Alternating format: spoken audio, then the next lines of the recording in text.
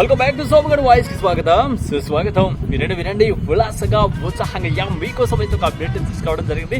But update లో పోయే ముందు వాతావరణం అయితే చల్లగా కూల్గా ఉంది. ఈ టైంలో మనం ఒక్క 2 సెకండ్స్ 2 మిర్చీలు 2 ఎగ్గుబాండలు 2 పునుగులు 2 గారెలు 2 ఏమన్నా తినేసి వద్దామా, ఎందుకంటే కొంచెం చిన్న బ్రేక్ టైం కాబట్టి. ఓకేనా?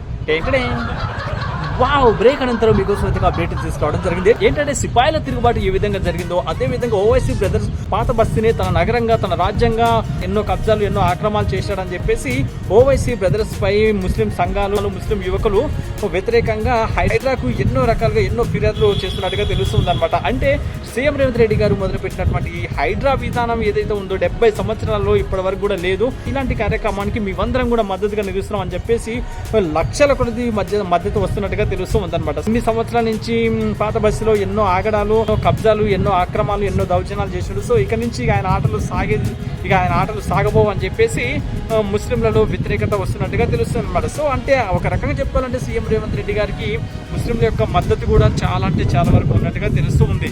మరి చూడాలి ముందు ఏమవుతుంది ఏంటనేది వెయిట్ చేద్దాం, చూద్దాం. ఓకేనా? మీరు తిన్నటువంటి 2 మిర్చీలు 2 బజ్జీలు 2 పునుగులు 2 ఎగ్ బాండలు 2 అరిగినాయని అనుకున్నాను.